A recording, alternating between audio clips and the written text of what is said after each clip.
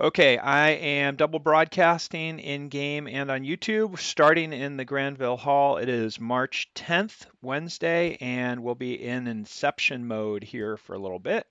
Let's take a look at what's going on in game as we're double broadcasting and as we run through our checklist. So let's come on over to my board, make sure my board's working. That looks good.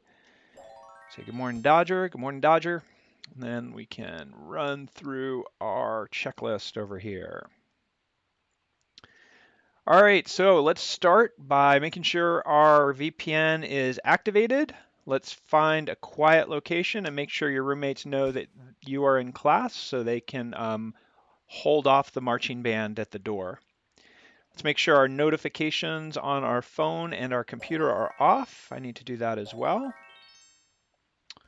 All right, and shut down any apps that you don't need at the current moment, including browser tabs, which can take a lot of the CPU power from your computer, even though it's just in a browser. So I'm going to turn off notifications, and there we go. Make sure you've got a Canvas window open so we can look at our calendar together. Open up Eclipse and connect to Saros, and then we'll share our work today. We've got a lot of coding work to do today, so we'll work through that together.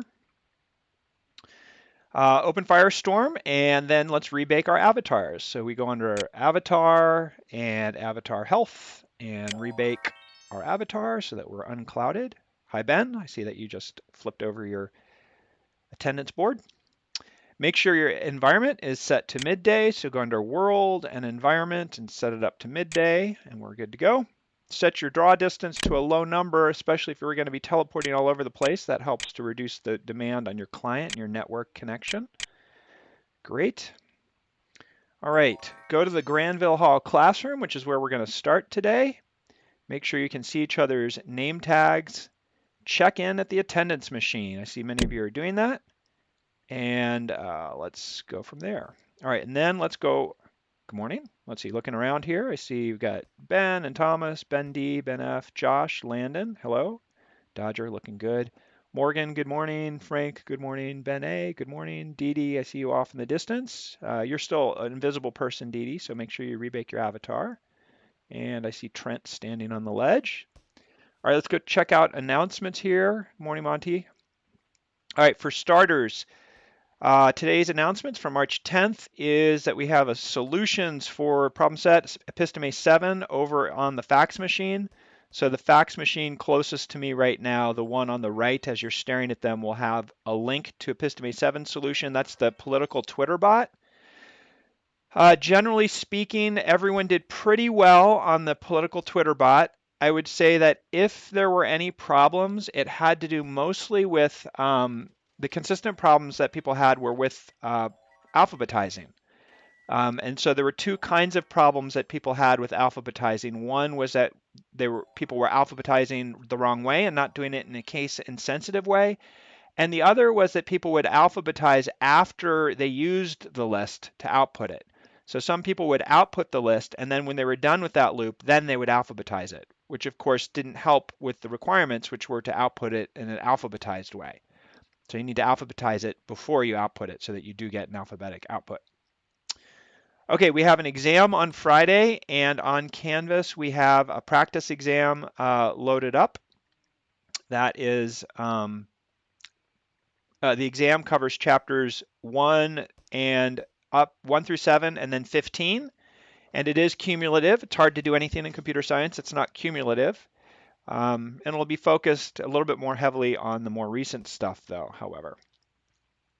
So practice exam is in Canvas, just the parts that are multiple choice.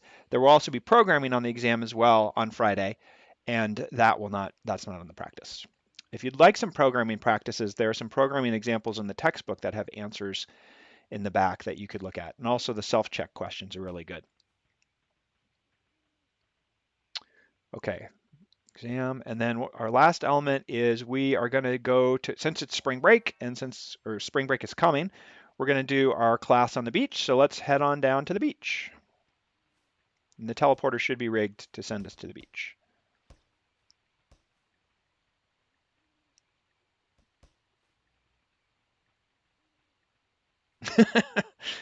Or maybe not. Has it worked for anyone? Let me make sure it's okay.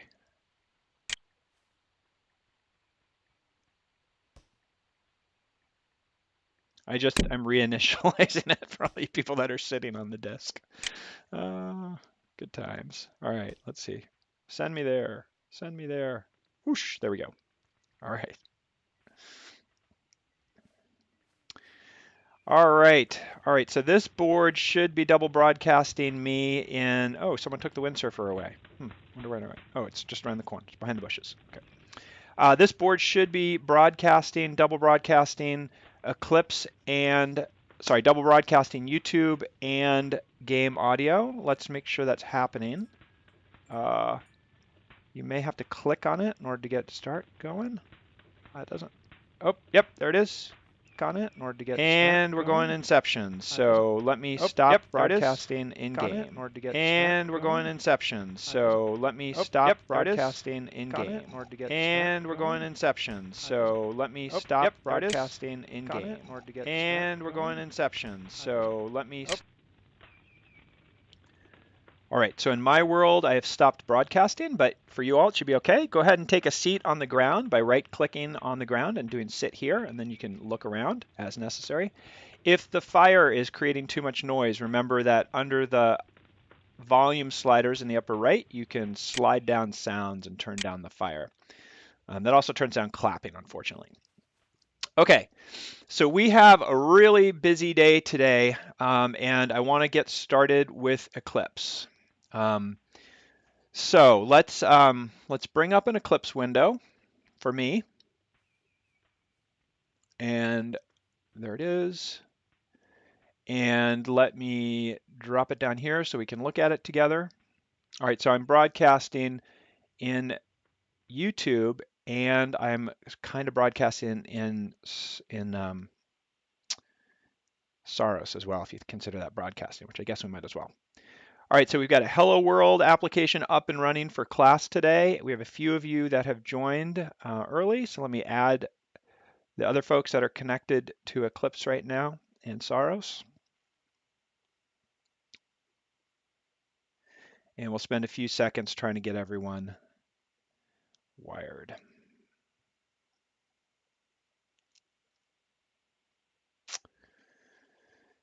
And where did my progress window go? That's interesting. Not sure where that went, so let me pull it up. So I'm going to go under Show View and Progress and see if that pops up. There we go, great. All right, and do some read-only work here, if that's gonna work for me. Guess we're waiting.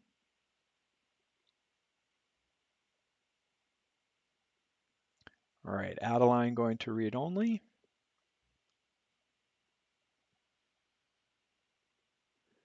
Ben going to read only. Ben A. Faith going to read only. Landon going to read only.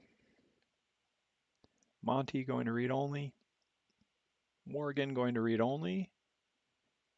Trent going to read only. And Thomas going to read only. All right, let me remind everyone that when you're in Saros, there is a button here, this little eyeglasses button that enables you to follow where I'm typing. And that might be helpful today as we're going to be jumping around quite a bit. All right, let me add a few more folks. Try and re-add Ben Fernberg, re-add Carson, re-add Dee Dee. Give those a chance to settle out.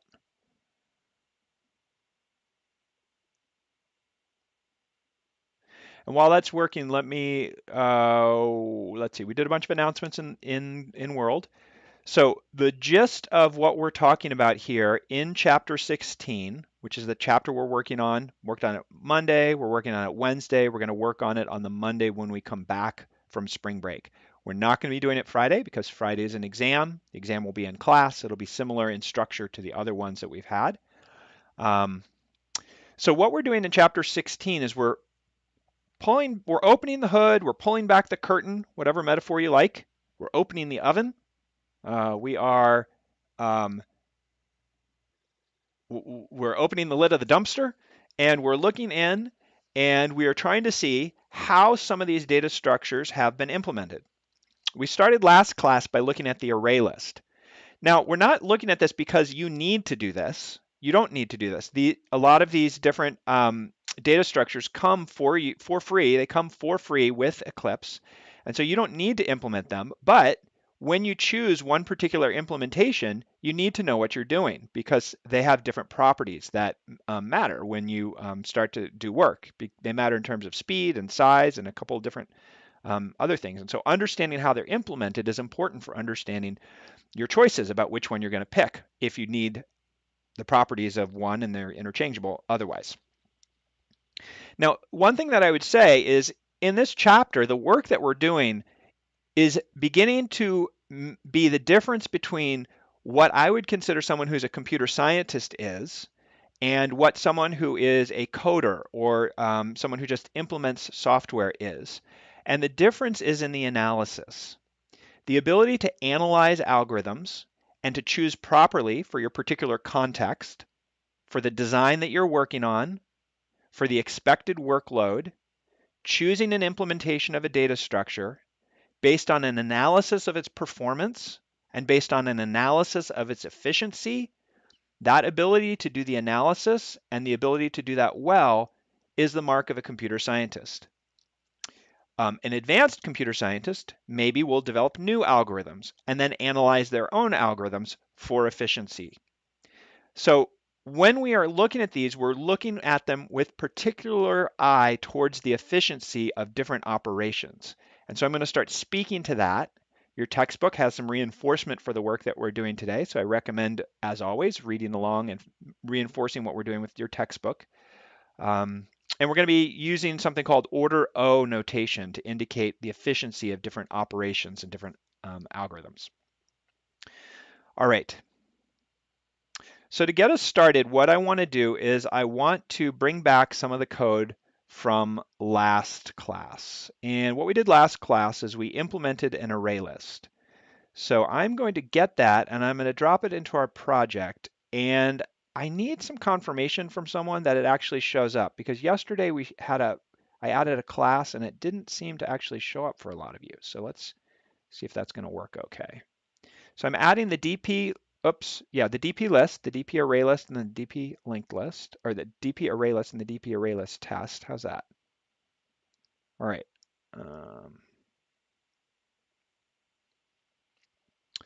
So could someone in chat, in game, confirm whether or not they see that new type? And Sam, I see your note about adding you to Saros if you have the chance. You do see it. Great. Okay. Sam, are you connected? Let's see. Yeah, here you go. All right. Josh, you're stuck in some kind of waiting for an invitation acceptance. I'm not sure if that's accurate or not, but that's what my side's saying. All right. So when we looked at our array list, let's pull up a version of that. We had a number of different ways that we were going about doing this. Now, an array list is an object-oriented approach to doing a list that has internally an array in it. And so when we look at our line 5 in our array list, you can see where the information for our array list is actually being stored. It's being stored in an instance variable called data, and it is an array, like a primitive style array that predates the object-oriented nature of Java. And it really, it stems from, I would probably say actually the C language, which is kind of where Java started before it began evolving into a strictly object-oriented language. As we encapsulated and wrapped this, as we wrapped this data structure and we encapsulated the components that are necessary to create an illusion of an infinite array, we put that as a private instance variable. So that when someone who wants to create our array list calls our constructor here, we're going to initialize an array that the API programmer is never going to see. We're going to store that, and we're going to maintain the illusion of an infinite array. Internally, we're going to set our current size equal to 0. There's nothing stored in there. Our capacity of our array is initial size, but what we're actually storing in our array is represented by current size, how many elements we've got. So when it comes time to return the size, we're going to return the current size. When it comes time to add data, we're going to put it at the end of our current array, and we're going to increase our current size. And if when it comes time to get elements, we're simply going to look into our array at the index that the API programmer asked for, and we'll return that data along the way. If we want to set the data, we're going to set it using the array operators, such as on line 77. And we have a couple things that are helping us out here. So we have one private method called checkBounds. And what checkBounds is going to do is it's going to make sure that whatever the API programmer asked for is within the bounds of the array that we currently have allocated, meaning it's not a negative number and it's not greater than current size. Because if it's greater than current size, the API programmer is asking for something that they haven't stored yet. And so we're going to throw an exception and cause the program to crash in that case. Because what are we supposed to do? You asked for data we don't have. And rather than giving you some sort of bad data, like a 0, suggesting that, oh, we did find that element, and here's the 0 that was stored there, we're going to throw an exception because you didn't do your housekeeping, API programmer, and you need to. The other problem that we ran into is that because we have this fixed array that's keeping track of our data, that is only has 10 elements in it, because initial size is 10 in this case, constant at the top. If someone who's using our class decides to insert more than 10 elements, we run into this problem where we run out of space. And to accommodate that, we have a grow if necessary method. It's private, just used internally, and before anyone tries to add anything to our array, we check to see if we need to grow. And the way we know we need to grow is if we're out of space. If the current size that we have, the amount of data that we have stored is equal to the amount of space we have, it's time to grow. And the way that we grow is we do a somewhat inefficient operation. We create a new array that's twice the size of our existing array. We copy all of the data that was in our original array into our new array, and then we swap out our data instance variable so that it is not a reference to the old data, but it's a reference to the new array that has twice as much capacity. So that when we're done with grow if necessary, there is at least one spot to add data to. That's one approach to doing it. So now the first thing that I want to do as we move towards a second approach to doing it, which is something called a linked list, and a linked list is more complex. A linked list has an idea of each element being stored in its own chunk of memory. It doesn't require an array to be encapsulated, to be wrapped. Instead, it just uses objects instead. It has some benefits, it has some disadvantages. Before I do that though, I want to introduce a formal interface. So now this interface is something that we haven't worked with before in Java. We've talked about interfaces as a concept. And when we talked about it as a concept, the way we talked about it is writing out the method signatures without doing the implementation. For example, if we wanted to create an interface for someone to use in this class, we might say public void clear, and that would maybe erase all the data in our array. And we might put something here that says implement me. And part of that interface might also be a Java doc. Erase all the data. All right, so that is one interpretation of what it means to create an interface. Identify the methods that are going to be part of your class that are public so that an API programmer knows how to use it. That's one way to describe an interface. Java supports the ability to create an interface that is actually part of the code. It is its own file. It is like a class, but instead of being called a class, it's called an interface. And all it is method signatures. So let's create one. I'm going to right click and go under new. And rather than choosing class, I'm going to go right below it and choose interface. I'm going to give it a name, and I'm going to call this interface the list interface. And I'll put a DP in front of it so you don't confuse it with the Java version of this. So DP list. And this is going to be an interface that's true for both an array list and a linked list. So we're going to use some of that inheritance property. I'm going to go ahead and drop it in there. And in our list, we're going to add all the different components that we want to have available to us in anything that implements a list interface.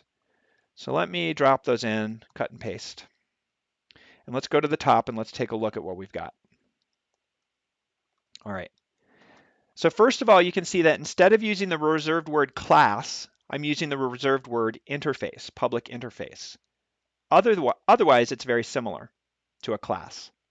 The next thing that you'll notice is that you can use JavaDoc here as well, and that's what I'm doing. Then you can see that I'm specifying a method signature. The method is getFirst. And what this means is that any class that implements the interface dplist must have a getFirst method. You can see that I put a semicolon at the end rather than putting curly brackets and implementing this method, because this is not a place to implement anything. This is simply a place to declare an interface, declare what the methods are for something that implements dplist.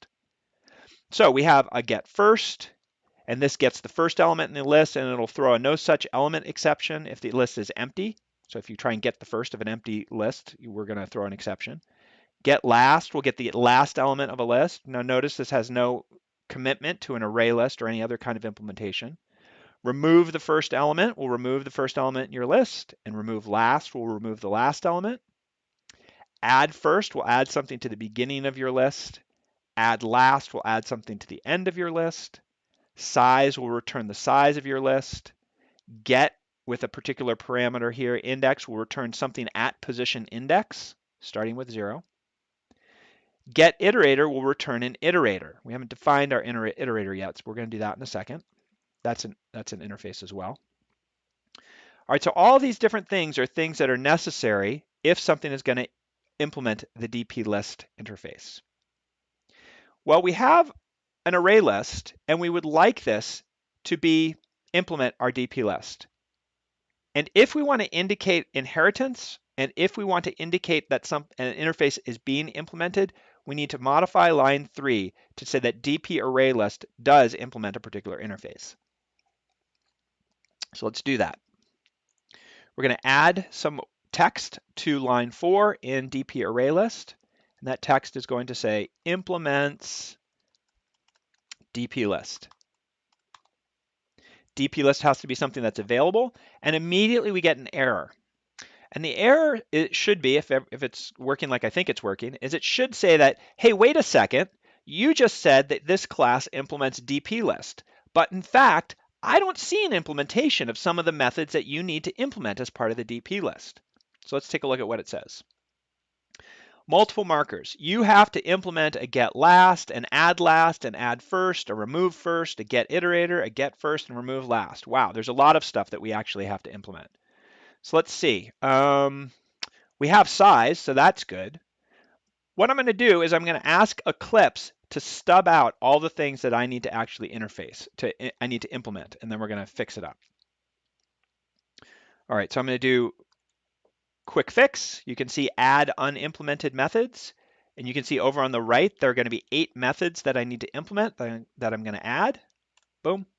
All right, they got added down at the bottom or in various places. So now let's walk through our existing code that we built last class, dpArrayList, and let's see how it's shaping up. We're coming down here, getBounds looks like it's still working. Our constructor looks good. There's a problem with size, and the problem with size has to do with the fact that our interface says that size should be returning an int, not an integer. Okay, well, we can handle that. How do I want to organize my windows? All right, let's conform to, let's conform to that, and let's go ahead and change that so it's an int. No sweat. No sweat, I think. Let's see. Why is it still giving me an error? It says implements size, duplicate method size.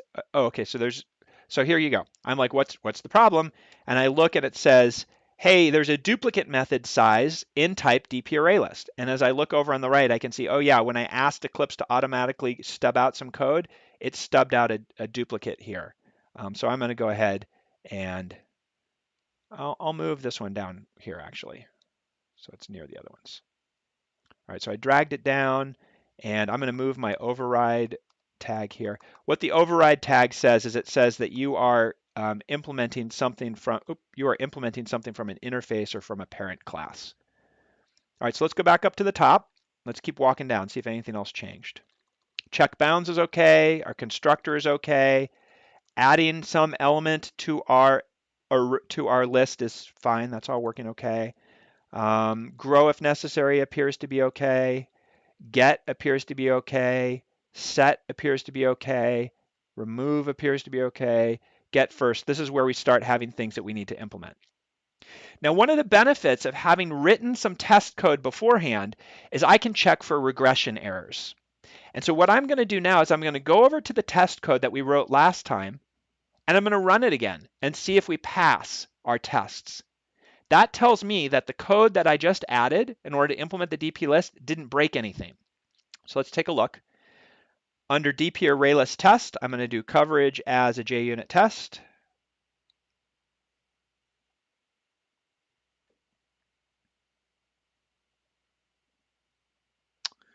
My JUnit test showed up here. Let's see. Looks like a bunch of stuff broke. For example, test bad bounds broke, and it says there's a duplicate method get iterator with in file array list. Okay, I don't know what's going on, but let's take a look. All right, so I'm going to double click here on the failure trace to see where it failed. It failed here on the constructor here. And the error is duplicate method name get iterator. Okay, so do I have two versions of get iterator in DP array list? Huh. Oh, there's an error in the implementation. Okay. All right, so the stuff is broken.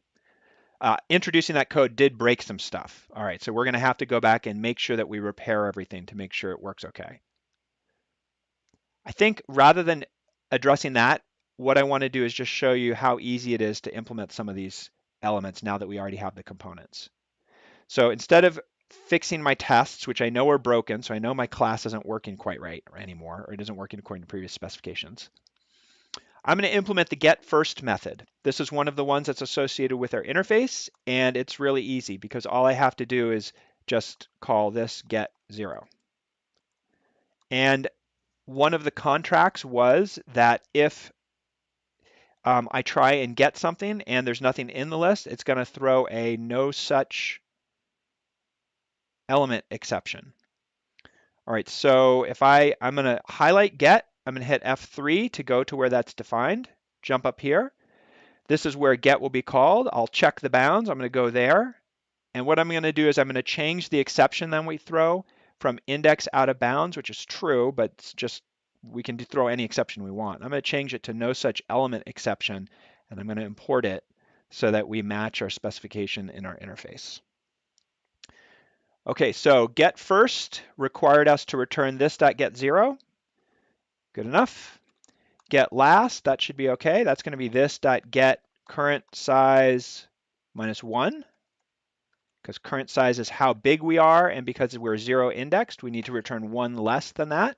So get last is easy. Remove first is pretty easy because we also have remove implemented. So we'll remove position 0. Great. And remove last is easy. We just do this dot remove current size minus 1. You can see that because we have good architecture in our code, some of these things are really easy to do just by using our existing infrastructure. Add first is easy. We'll just do this dot add to element, this dot add. Actually, what do we need to do? To add something to the beginning of our list, we need to add, but our add puts things at the end, doesn't it?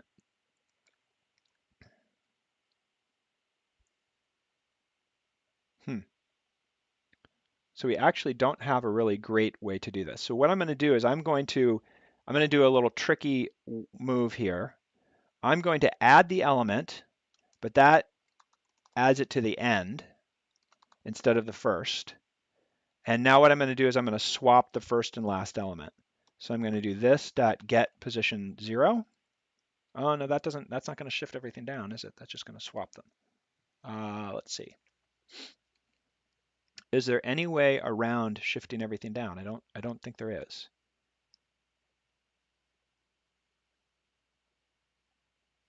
All right.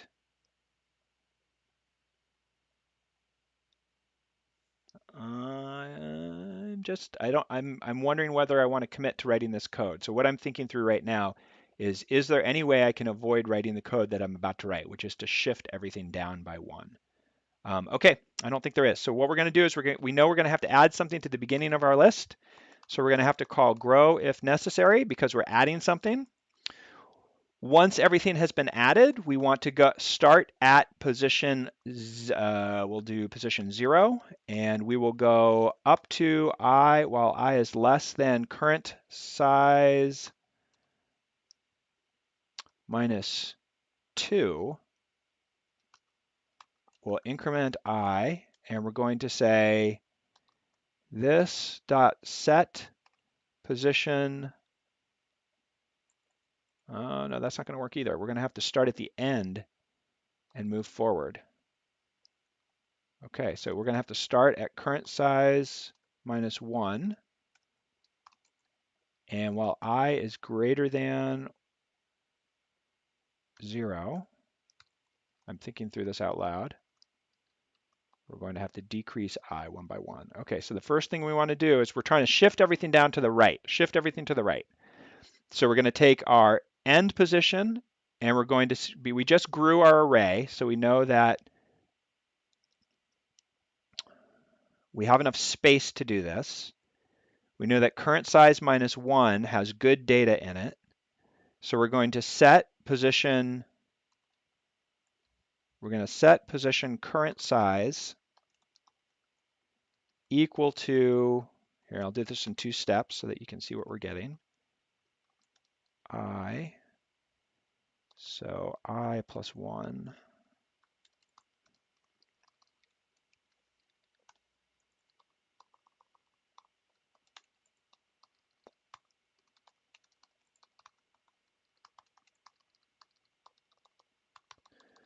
All right, so we're shifting everything to the right. So let me just walk through this. So we make enough space to make sure we don't go off the end of the array.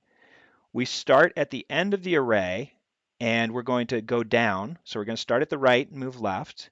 We're going to get the data at the very last position and we are going to move it to the right one. So we're going to set the position 1 to the right of the data we just got. We're going to set it equal to the data. We're going to start at the right side so we don't overwrite data as we're moving back. Finally, when we get to the very end, we're not going to do position 0. We do want to do position 0, so we're going to include 0 because we want the data at position 0 to be moved to the right. All right, then when we get to the end, we want to set position 0 equal to the new data that's coming in. And then we want to increase current size by 1. All right, now I don't have a lot of confidence that I got this right, so I really want to write a test to make sure that my logic about where my loop starts and ends and grow necessary, all that works. And we'll do that in 1 second. But I just want to nail all these things for starters.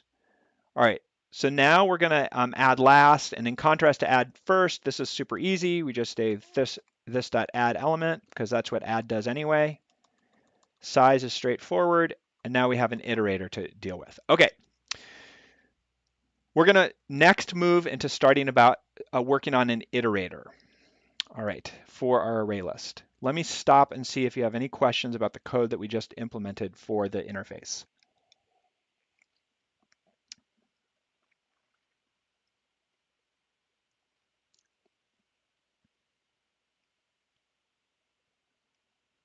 All right. We have one interface so far. It is a list, our list interface or DP list. We're going to add a second interface now, and that's going to be a list iterator interface. So let me pull that up, or let's create it rather. A new interface, because both array lists and linked lists are going to have this. So we're going to need to do DP list iterator. Interface public, great.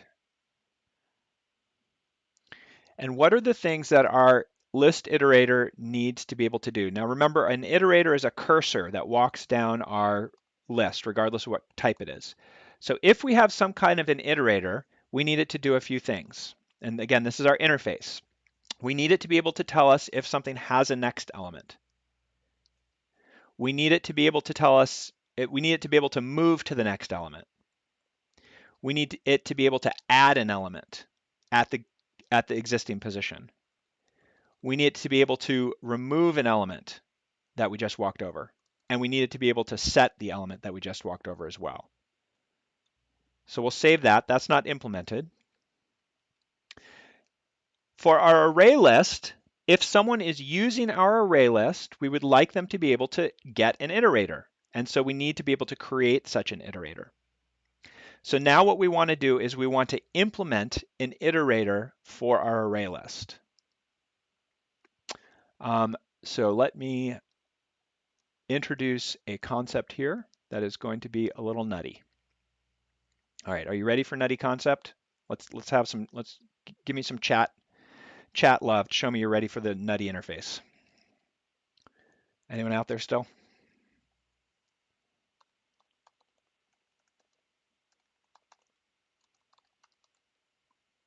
Okay. All right, you're all here for it. Great.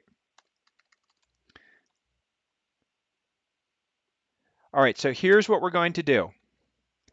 We're going to introduce the idea of having a class within a class. That's right, a class within a class. At the top of DP array list, right after our instance variables, we're going to define a class that exists within our class and is a tool for our class to use in its implementation. No one else is going to be able to use this class except for our implementation here. So this is going to be called the DP ArrayList iterator. It is a private class, and it is going to implement the DP list iterator interface, which we just showed. Now the DP list iterator is known. The DP ArrayList iterator is not known. And so down here when we create, or in our, all right, so we're going to let that sit for a second. We added a new class. It's not clear what we're going to do with it yet.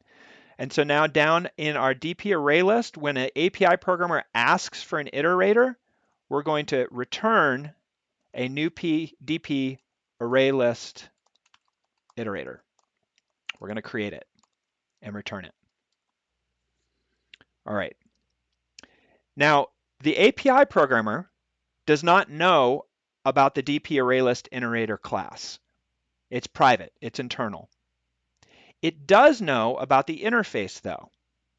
And so the decisions that the API programmer, or how the API programmer is going to use our iterator is going to be only based on the definition that's present in our list iterator, our DP list iterator interface. However, the implementation is a private internal implementation that we're going to implement those different methods for.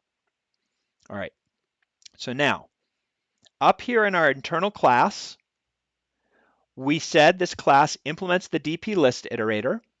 That's great. And now Eclipse is saying, wait a second, you're trying to create a class that implements an interface, but you haven't actually written any of the methods that are required for that interface. And I'm going to say, okay, Eclipse, you got me there. Help me out. Create the stubs for the methods that I need to implement so that I am correctly conforming to the DP list iterator interface. Here we go. Add the 5 unimplemented methods. All right, so I just had Eclipse add those. Now it's going to get a little bit dicey to see where we are here, and you have to understand that the indentation becomes more and more critical that it's accurate, because now we're in a class within a class. All right, so we want to implement our ArrayList iterator. We didn't have to have a constructor, but I'm going to go ahead and create a constructor. And so our ArrayList constructor, or iterator, will have a constructor. And we're going to have to keep track of some of these things. Okay. The goal of our list iterator is to keep track of a cursor position so that an API programmer who's using their iterator can walk over our list without having to think about the details of how we implement it. In order to keep track of where a list iterator is in our list, we need to keep track of like the position it's at. And so we're just going to go ahead and create a private internal variable which keeps track of what index we're currently looking at. What's the next one that we're going to step over? And we're also going to keep track of a Boolean that says, hey, did we just step over something? And that's going to be important when we decide to add and remove stuff. So then in our constructor, we'll set next index equal to 0, meaning we're going to initialize our cursor to being at the first position of our array. And we're going to set is after next equal to false. So just like any other constructor, we initialize our instance variables in our constructor so that everything works okay. All right. Now that we have this concept set up, it's going to be a little bit easier to write some of these methods. So when someone asks our iterator, is there another element that we can step over?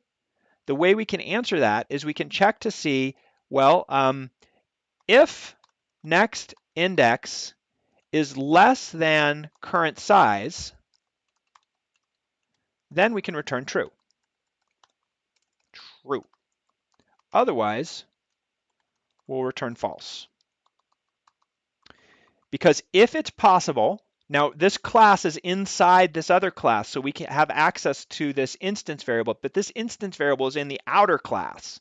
It's in the class outside of us. So it's like a Russian doll kind of, where you have a class within a class, and any class inside can access any of the instance variables of the class outside. So we can just ask, is the next index that's part of our cursor, is it less than the current size? And if it is, then there is a next element. We'll just step over it.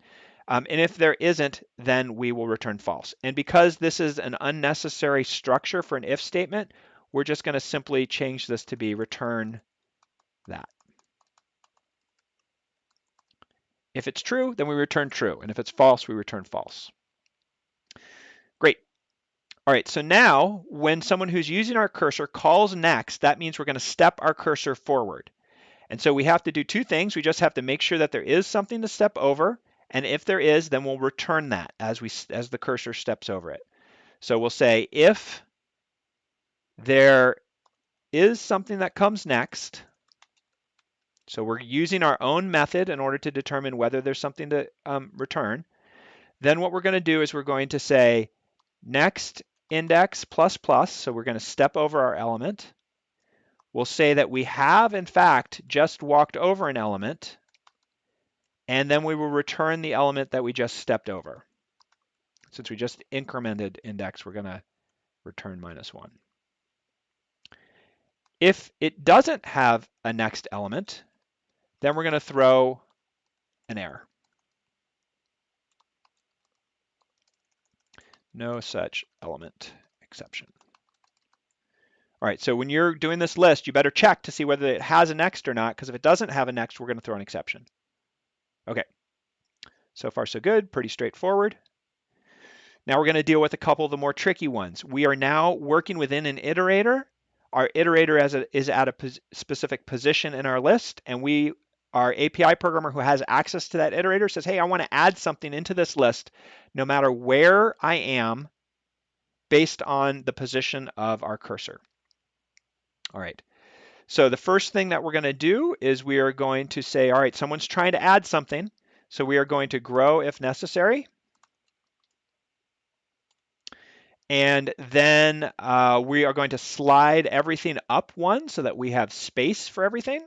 So we're going to do a similar move like we did before. So int I equals current size, while I is greater than the position that we're currently looking at, next index, because we're inserting it at next index. We're going to subtract 1 from the index. We're going to move backwards like that. We're going to say data sub I equals data sub I -1, just like before. We're going to shift everything to the right. And then we're going to insert the new element, data sub next index equals the element that the user of the iterator wanted to insert. We will increment our next index so that we make sure that we're pointing at the position after where we just added. And we'll make sure that our current size is up to date. All right, so that's adding. And now we want to remove something. All right, so we just stepped over something and we want to remove something. So we have to check, first of all, if we didn't just step over something, then we have to throw an exception. So if is after next, so if we're okay, if we just stepped over something, so there is something good to remove, then let's get that element that we want to remove. And that's going to be the thing that we just stepped over. So data next index minus 1. So the next index is the cursor in our array. We're going to get the element that we just stepped over. And now we're going to slide everything down one, kind of the opposite of what we just did. So we're going to say I equals next index minus 1, the position that we just removed an element from. We're going to say while I is less than current size, we're going to increase I. And now we're going to shift everything to the left. So we're going to say data sub I equals data sub I plus 1. We'll move our cursor back. We will decrease our size by 1. We will set is after next equal to false because we just removed the element we stepped over and we can't do that twice. And then we'll return the element that we saved before we cleaned up our mess. And then finally, if we're not is after x, then we're going to have to throw an exception, and we'll throw a new, I don't know, illegal state exception maybe. I'm picking exceptions that have names that reflect what just happened. Okay. And then the last thing that we need to do for our iterator is we need to set the element that our iterator just walked over. So for that, we're going to do kind of a similar thing. So if is after next. So if we just stepped over something, then we're able to add something to it. This is a little bit more straightforward. We just say data sub next index minus 1 equals the element that we want to add. And otherwise, we're just going to throw a new legal state exception.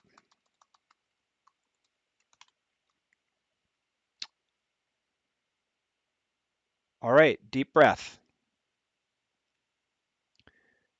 Here is our internal class. Eclipse gives us the ability to collapse that if we want.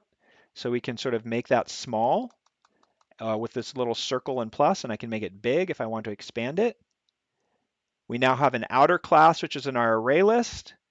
We have an inner private class, which is DP array list iterator, but it implements a public interface that's available to everyone, including the API programmer. Down here, when we get iterator, we return a new iterator. And when we create that, it starts the iterator off at the beginning. Everything should be good to go. Now we can go revisit our test again. And let's revisit our test and see how we're doing. Run our test to see what's broken and to check to make sure that everything is working as we expect. Hope it works. Okay, so a couple problems here. Let's take a look at our first problem. Test bad bounds. The problem that happened here is that when we tried to get an element that wasn't in our array, it should throw an exception. It did, in fact, throw an exception. It just threw a different exception than what we had written our test for. So we'll just change our test so that no such element exception, so that we are looking for the exception that it's actually throwing. And if we rerun the tests again, we should probably pass this one then. Oh, we need to include it. Sorry, that's not going to pass. Try again.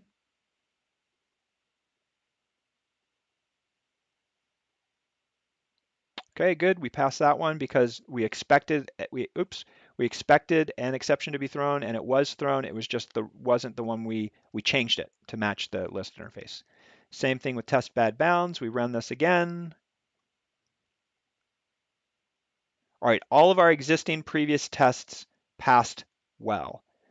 Now we implemented some new code, so let's take a look at that new code and make sure that we have tests that cover it all. So I'm going to put it on the right here, and I'm going to give us a little more screen real estate. And so when I look at my array list code over on the right, starting at the top, as we come down, we can see none of the array list iterator that we just made has been tested. That's new. We didn't test it. We don't have a test for it. We'll do that in a sec. Our check bounds is good, our constructor is good, our add, our grow if necessary. These are all good because we tested them previously. All this new stuff that we added hasn't been tested. So what I want to do is I just want to write tests that are going to test all those elements. So let's go down here and grab a test that we already have. I'm going to copy this test access one because it creates a little structure for us. We'll say test interface. We're going to do the work before. We're going to create a new array list. As an API programmer, we're going to add Dodger. We're going to add Billy the Gecko to it. And we want to make, now we're going to practice using the methods that we just implemented. So we're going to say a.getFirst, and we want that to be equal to Dodger. All right, so we used the new one we implemented. We want to make sure that that didn't change the size of the array, so I'm going to leave checking to make sure that it's still 2 afterwards. And then I'm going to write a test that checks the last element. And we know that should be Billy the Gecko, Billy the Gecko. And we want to make sure it didn't change the size at all, so I'll leave that there. And now we're going to try remove the first element.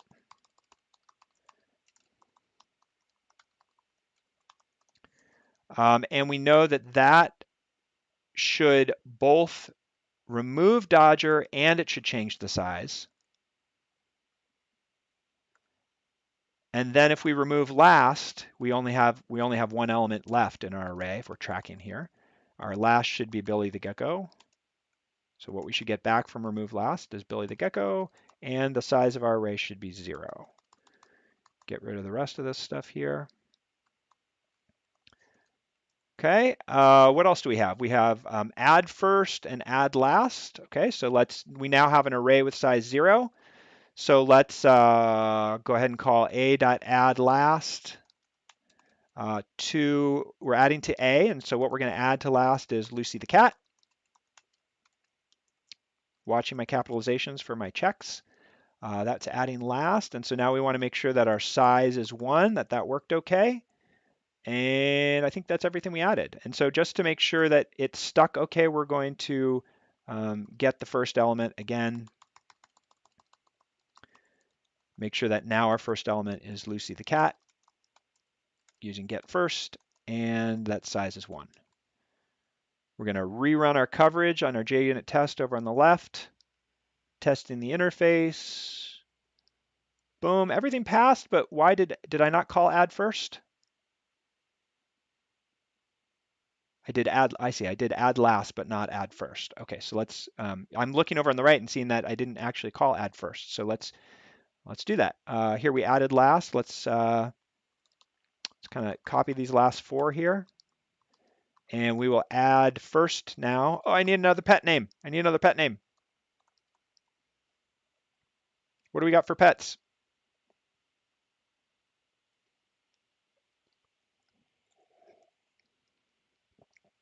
Oh, hey, what you guys are seeing when I'm doing the fast editing, I'm not doing Eclipse shortcuts. I have a VI editor, which is a different way of editing. So all my hotkeys and everything are different than what Eclipse offers, and I'm flying around because I'm doing because VI is a super powerful text editor. Gaspy the dog. Oh no, Stanley the snake. We already got a dog. Stanley the snake. I like Stanley. Okay, so we'll add first Stanley the snake, and then we have to make sure that Stanley the snake is, and we should have 2 elements there, and we have to make sure that Stanley the snake is the first element. All right, run our tests.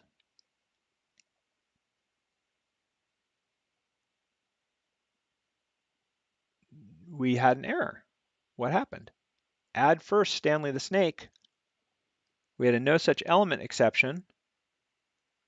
Was this the one that I was worried about writing? This was the one I was worried about writing. Okay, so it didn't work right. So let's see what happened here. I equals current size minus 1.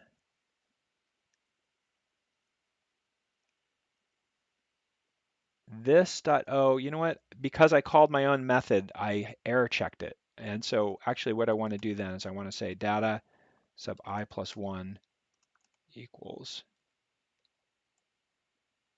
uh, I've got all these different names for stuff. Oh, this is a mess. Okay.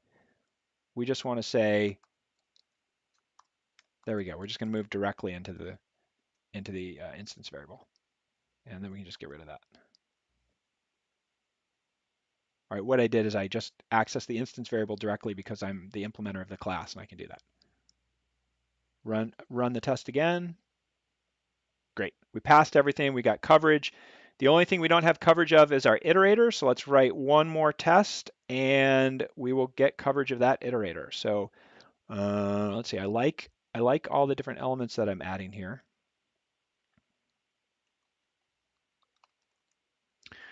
All right, so we're going to call this test the iterator.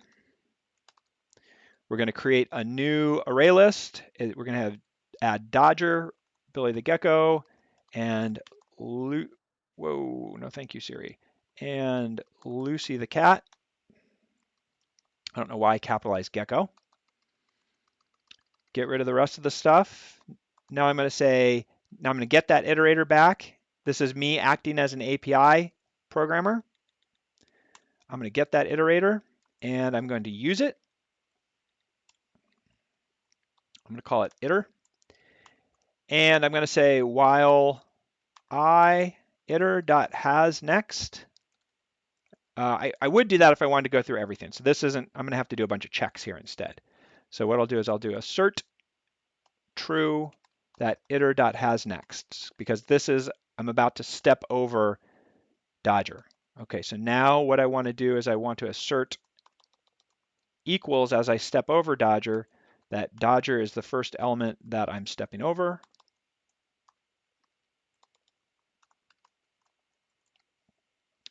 All right, I want to check that there is another one, and I want to check that when I call next, that Billy the Gecko is the next element that I step over. I want to make sure that there's a third element and that it is Lucy the cat. Once I've gone through all three of those, now I want to make sure that hasNext is not true. All right, so if I zip up here on the right to our array list coverage, and I'm going to run all our tests again. I hope this works. All right, something happened on test 125. I can see the error immediately.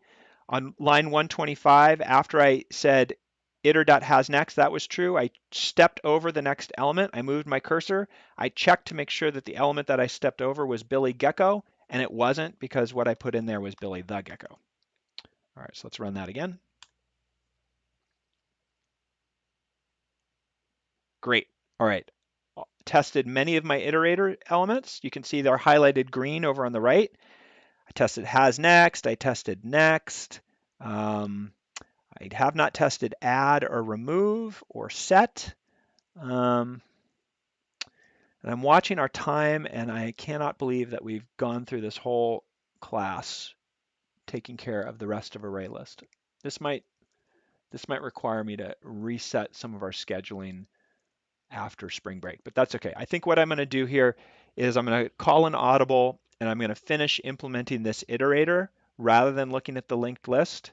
The linked list is going to be a whole project like what we did today, but I needed to show you two things in particular today in order to get the linked list ready to go. The two concepts that I needed to introduce were the ability to have a class within a class and the ability to have an interface that is formally defined. So we'll have those ready to go when we start our linked list. In the meantime, I want to go ahead and finish writing our test. So what we need to do is this test right here tested walking down our iterator to make sure it worked as we expected it to work. But now we need to do some work about adding and removing elements. So I'm going to copy this test. And I love tests. I don't know if that's coming through or not, but tests are amazing because you saw that when I added when I did that add method in the array list method, I didn't have a lot of confidence that I got my array bounds correct. Like I noodled through it as much as I could, But in order to really be confident that I did it right, I'm just going to write a test that puts things at the beginning and the end, and like then I know and I have a lot of confidence that I did the right thing rather than just hoping against hope that everything works all right. So tests are so critical. They're really, really important. And I kind of like, I don't know, it's something about my like administrative side that really likes them. All right, they're nerdy. That's all right. Get a PhD in computer science, you have to be deeply at peace with being a nerd. All right. So we have the same array that we set up before. We're going to get an iterator. We're going to make sure it has a next element, and then we are going to step over that element. So this is the same test as before. But now what we want to do is we want to add an element. So now we're going to say iter.add, and we are going to add Stanley the snake. So now Stanley the snake should exist between Dodger and Billy the gecko.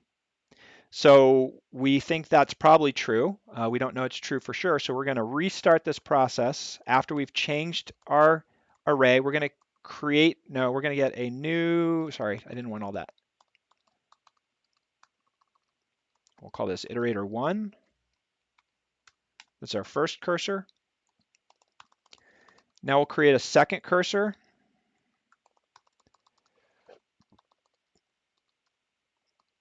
Make sure that the first element is Dodger. We're going to use our second cursor to step over.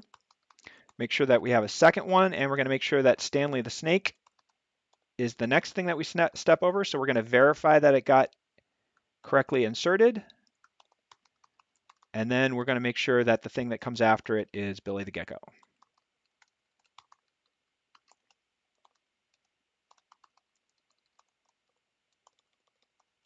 That's one way we could have done it. We could have looked directly into the used get methods to do it as well. Let's run that. Make sure I did everything right. Something went wrong. I tried to add Stanley the snake, and I got an array out of bounds exception. So what happened over here? All right, so when I went to do add, hit F3 on that to go to the definition of it goes to my interface. So here, over here, I want to go to my add method. And I got an array out of bounds error because line 42, oh, that's because there's a -1 there. Ah, no one caught me. That shouldn't be -1, that should be I-1. That was just a typo. Good. All right, so I found a typo because there you go. Look, case in point. I thought I did the right thing. It's relatively simple code. Like this isn't rocket science code. This is, you know, programming 101. I still made a mistake. How do I know I made a mistake? I wrote a test. Tests save you. I didn't deploy the code. I didn't give it to my boss. I didn't give it to my coworkers. I tested my own code and it worked.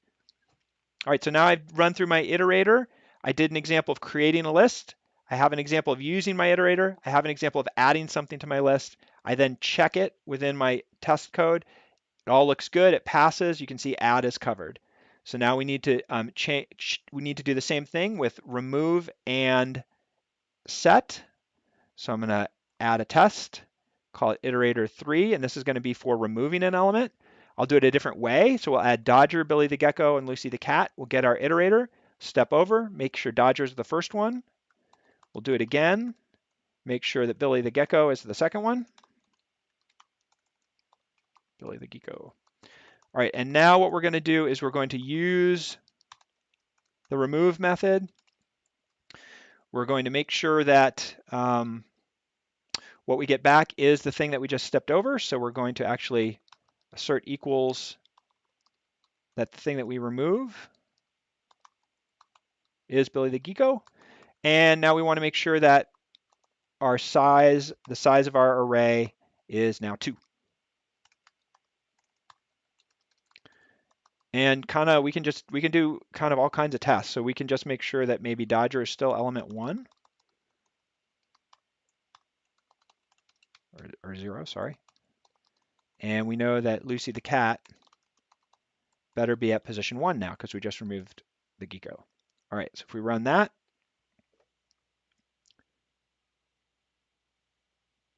super, and we've got remove going okay. We're not testing our error conditions. I'm going to leave that out. This is sort of like 80, If you want 100% coverage, you would have to do some error things here, but that's a little bit much for me today. I would do that if it was professional code, but for the purposes of class today, we're not going to do that. All right. All right, and the last thing I want to do is I want to do my set method.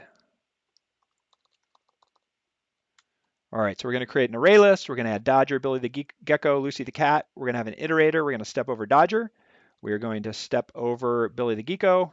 And now we are going to set by saying iter01.set. We're going to change Billy the Gecko to be Stanley the Snake.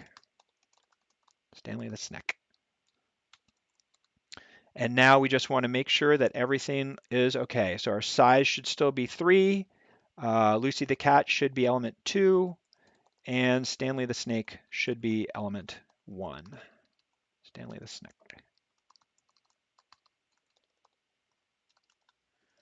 All right.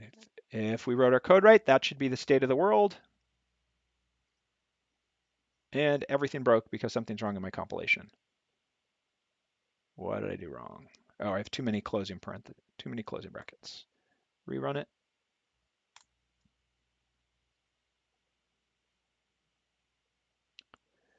All right, great.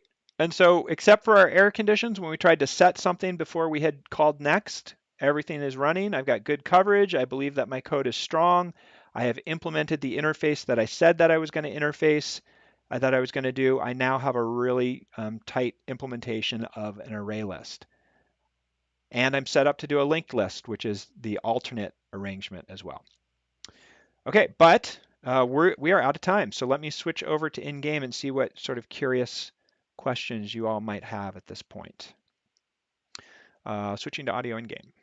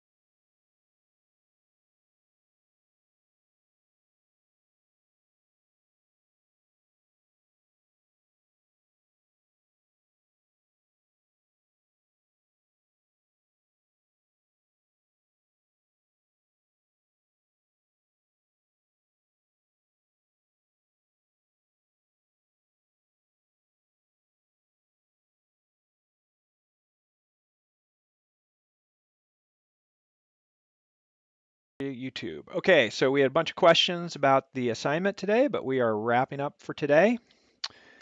That makes this Wednesday, March 10th, looking at implementation of array list. Did not get to as far in the linked list as I had hoped. Exam on Friday. Take care.